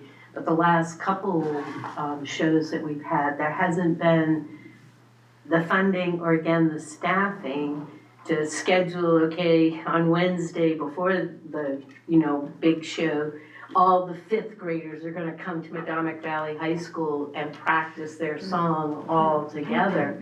But that meant, you needed subs at all the schools and busing all the kids and busing them back and working around the lunch times, or back then it was the kindergarten schedule, because they had their noontime run and buses weren't available then. So again, that was funding that we haven't had in the last few years as well. If you guys don't mind, I would like to Yeah. just read Beth's, she did send in a little writing, so. During my first year at the Union Elementary and Prescott schools, the music program focused on building foundational musical skills while fostering creativity, collaboration, and a lifelong appreciation for music. Music making. Students engaged in singing, movement, instrument playing, and listening activities across all grade levels. Younger students explored steady beat, rhythm patterns, and pitch through games and songs, while older students applied these skills to note reading and instrument playing. Performances. Students showcased their learning through school-wide performances, one in the winter and another this spring. These experiences helped build confidence, stage presence, and teamwork. Instrument exploration. Grades pre-K to 2 focused on classroom percussion and basic rhythm instruments. Grades 3 through 6 expanded into recorder with an emphasis on note reading and technique. Music literacy development. Students developed the ability to read band musical symbols appropriate to their grade level. Goals for the rest of the year and next year. Strengthen music literacy. Continue building students' ability to read, write, and understand musical notation with increased independence. Integrate technology. Incorporate the use of music technology tools for composition, listening, and interactive learning experiences through the Foley project. Enhance instrumental skills. Develop stronger techniques with ensemble skills. Yeah, is that right? Ensemble, yeah, I did that with her. With a focus on collaboration and musicality. With guidance, explore how to read tabs and play riffs on a set of guitars we recently acquired through the Donors Choose organization. Respectfully, Beth Jojoy. That's not how to say it. How do you say it? Mislead is what we say. I remember I was told it once and I was like going,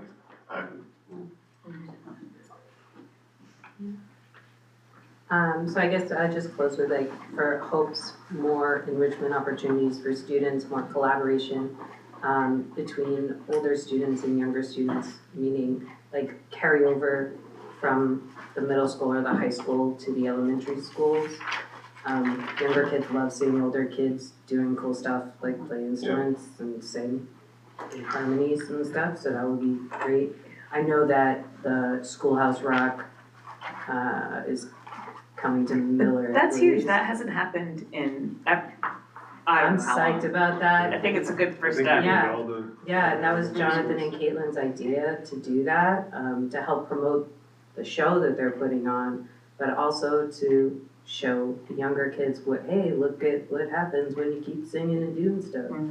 I want more consistent music at the middle school and high school. At the high school, again, because of the understaffing challenges, they had to cut classes or not offer sections of classes, so kids weren't getting what they wanted to sign up for.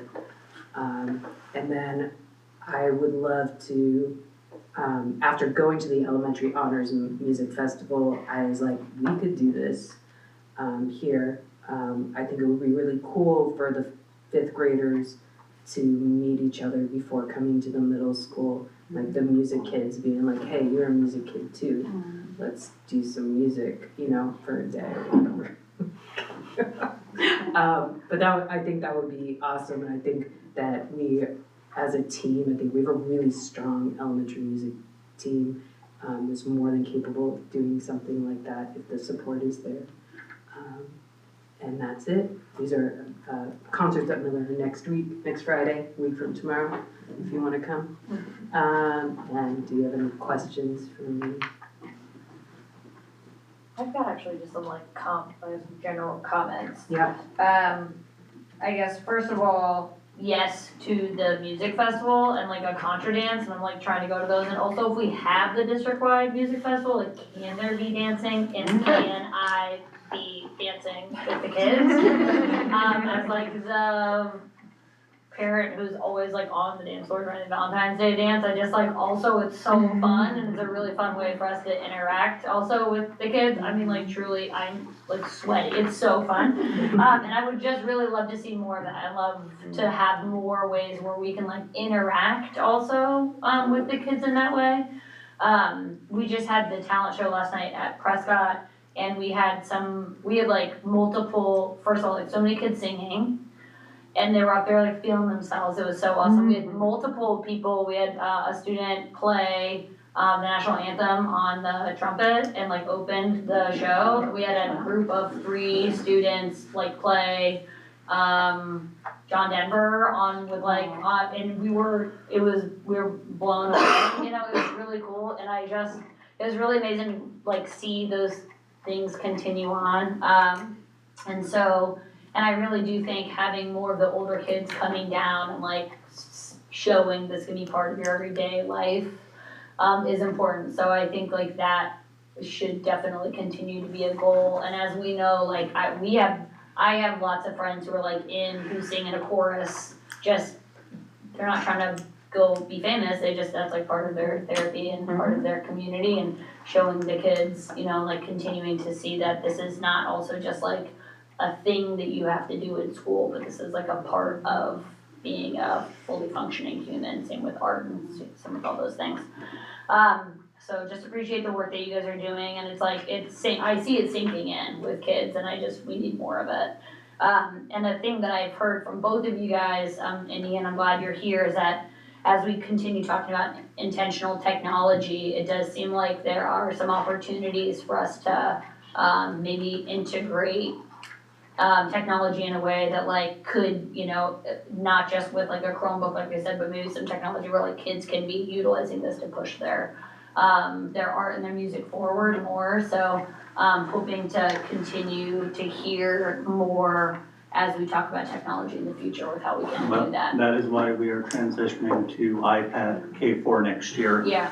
Across all K4, and then stepping it up through the grades as the kids get older. Yeah. So I wanted to share my high school film class. They had to we did play GarageBand the first time, and I could not get them away from GarageBand. And but I had them make a score and then build a video off of it. Like it was just a 30-second one, but they were just so into it. It would be fun to show you what they made after seeing what you made on your stuff. Yeah, that would be, and like, as far as like this project that we did, like I did the narration, I did the editing, I did it was a lot of back end stuff that I did, which is fine, and that, like, you'll be able to have them do some more once you're honing in on it and learning it too. Oh, yeah, absolutely. Yeah. But it was really nice to see their creativity come alive in a lot of different ways. Yeah. And to be honest, there are some kids that like, they're not performers and they don't really they're annoyed that they have to take music in 5th grade, right? If they're not in band and chorus, they're like, sorry, I'm done. But this was different. GarageBand reminds me of photography. Relate to music and storytelling and being creative in a different way. And so again, my goal is to be like, everyone's a musician, everyone's an artist, you can all access this, you know? And so, yeah, like, that would be great for the older kids to have tools that are just more designed for I feel like it's not as intimidating, and that's why I feel like photography, we're at that period where you're feeling self-conscious about I can't perform, I can't, whatever it is. Something like GarageBand, where you can start with something that actually, here's a trumpet that sounds like a trumpet, and you don't have to make that happen, but you could choose the rhythm and how you want it to sound. It's a way they can approach their creativity that sometimes lower barrier, yeah, and then kind of get past that stuff. Like, well, I want to learn more about this, so I'm going to try harder. And the iPad is easier than the laptop. So as we transition to that, there's different, more tactile ways for students to go through chord progressions or go through rhythms. Because I know that was a big, when I taught at the middle school, when we went from the state-funded laptops to the Chromebooks, the music teacher there it was like, she used GarageBand immensely. It was huge cut in her program. And what the kids at the middle school, just like Brooke was saying, but they'd create their, and it was just fabulous. So I hope that's back. And I also hope, I think with the music teacher coming back, another program that has been existent since we haven't had a music teacher at the middle school is the theater program. And they haven't had a good feeder program for the high school, so their numbers in theater are down because we haven't had that, and hoping with the new music teacher that program will be brought back as well, and they'll start having productions again at the middle school.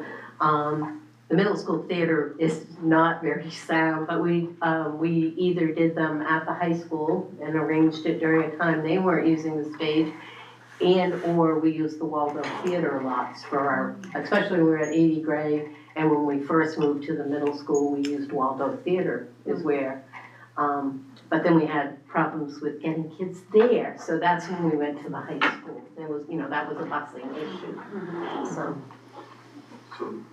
So just to say that if that happens, if kind of building a music and theater program and rebuilding it, there's definitely an opportunity to take pieces of those shows to the younger, and to kind of push that down. We would always take a number or two for whatever the high school musical was, and we would take it to the elementary schools in my district. Yes. It works pretty well, I think, to have, you take a showstopper. But just like you said, it takes time, and we have a lot to build that high school, because it got killed with COVID. Yeah, well, and staffing, and not having this. Hey, this budget season was really hard. I know that a lot of us struggled with it. And I really hope that over the course of the next year, we can gain an understanding of where we all want to be philosophically and what we want to value as a district, because going into a budget season without that vision and making cuts without a lot of background knowledge, that was very frustrating for a lot of us. So yeah, I mean, this all takes a lot of time for you to advocate for your programs, but what we don't know, we can't support. And so as much as we can hear more from these programs, the better. And I also think that, like, in general, the arts are something that are being cut, not just here, not just in Maine, across the country. And we're also seeing all of these issues in schools, and kids are not engaged, and kids are depressed, and kids aren't learning, and all of these things, right? And what could the arts have to do with that, and what could not prioritizing that have to do with that? Yeah, I just want to echo it, and I'm bummed that my kids, sort of professionals, are not here to hear me say it, but I hope it'll leak. It's not the saddest books that gets my kids to school in the morning. I had an argument this morning with my first grader because he's tired of going to school and doing the same bowling thing every single day. But when he's in the shower, he puts on, he says, "Hey Alexa, play John Williams." So like, my dude's like that's how I get in the shower. Is like, and like, my daughter is like crafting and creating, and if that kid doesn't have some air dry clay on some surface, like, we've got a problem. So I really, as a parent, and I think it's really important that the board understands the impact that, like I said, it's not the Savas book that gets them out the door in the morning.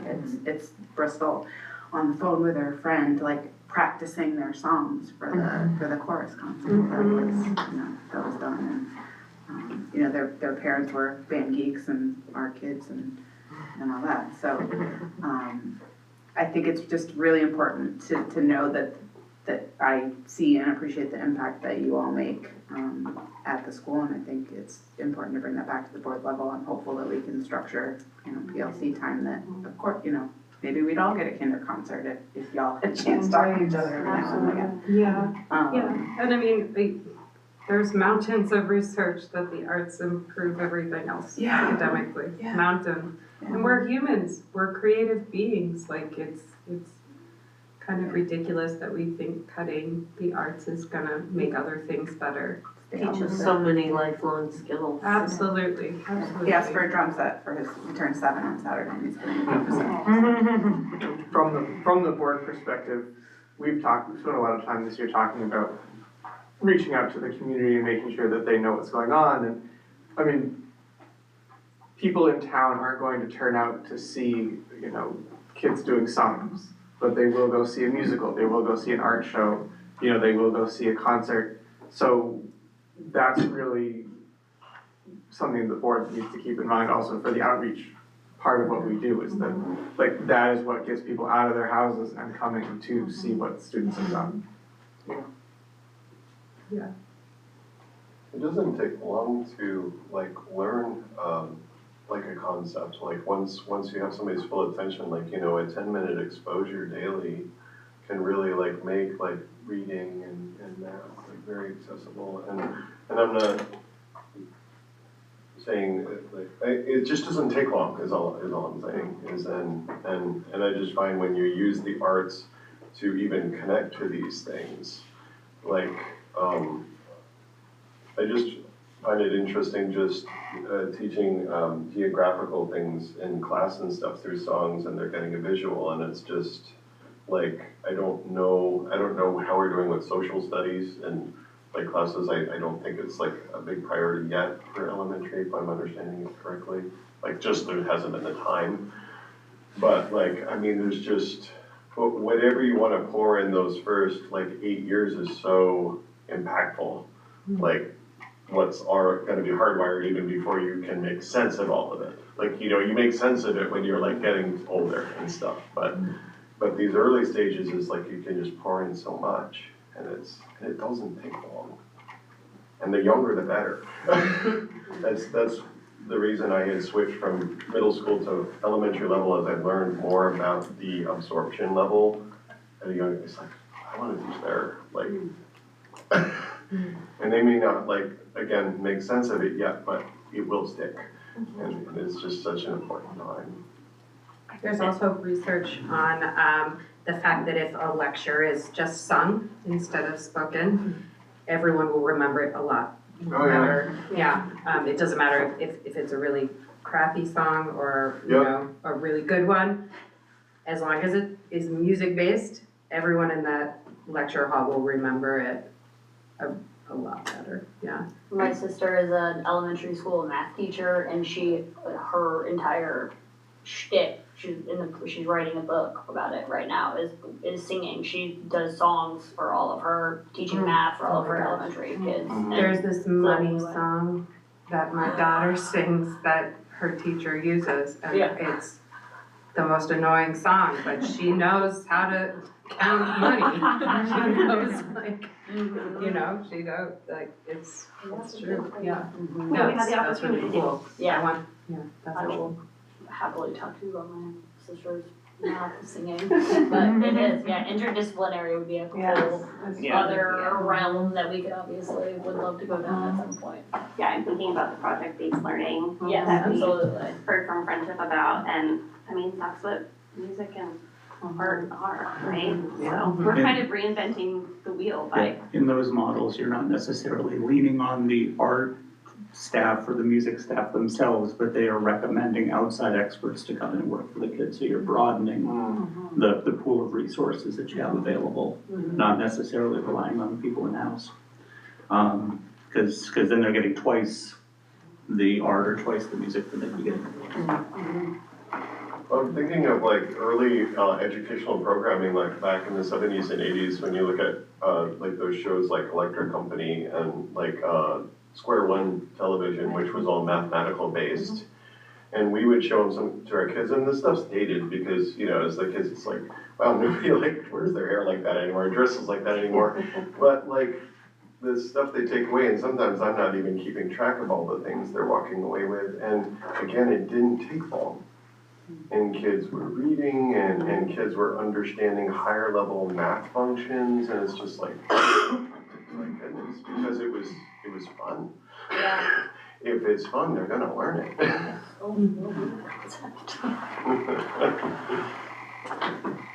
Anybody else have any questions, comments? So am I understanding that we will have garage band K4, K4? Okay, we couldn't quite fit 5 into the budget, but okay. that So would be maybe, for the year after next. maybe the year after next, okay. Well, it's just an awkward set of, there's a lot of grade levels to accommodate in just 1 year. It's such a tremendous program. I used to do it all the time in middle school in Belfast, and it's just like, and you could make it as complex as you wanted. Like it's accessible to those who aren't musicians per Yeah. se, and yeah. Kids will pick up the live loops really quickly, or the smart instruments, and play along with the chords, and Yeah. it's nice, it's a good tool. And it's free, once you buy the iPad. Pay $400, get GarageBand for free. Nice. Yeah, I mean, that would be creative, like I have keyboards in my room and it's hard to do more with them than the simple melodies, but if they could attach their iPad to that and just have a MIDI track open, then they can improvise and play and record their own song that they're playing live, you know, and like, that would be awesome. Mm-hmm. And then you can show them how they can make it sound like any instrument or sound effect that they want, and I mean, that would be wonderful to do something And I know like some that. members of the tech staff would love to come in and help work with the kids on this. Yes. We get tired of looking at each other all day long. Is that? Tired of being just teachers. Is the person in the room? Maybe. Well, thank you all so much for being here and spending your time with us.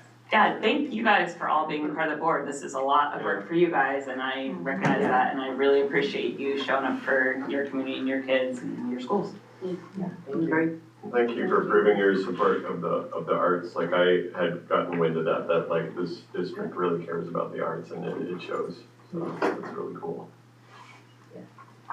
Props to my dude in the back who just rocked this I know. whole meeting without a Seriously, screen, without a yes. coloring book, with like. Wasn't happy about it. Great. I told your daddy has to get you ice cream. Is there a recommendation? I'll never forget that. Let's say the magic words. Thank you guys, we're adjourned. Appreciate all of y'all.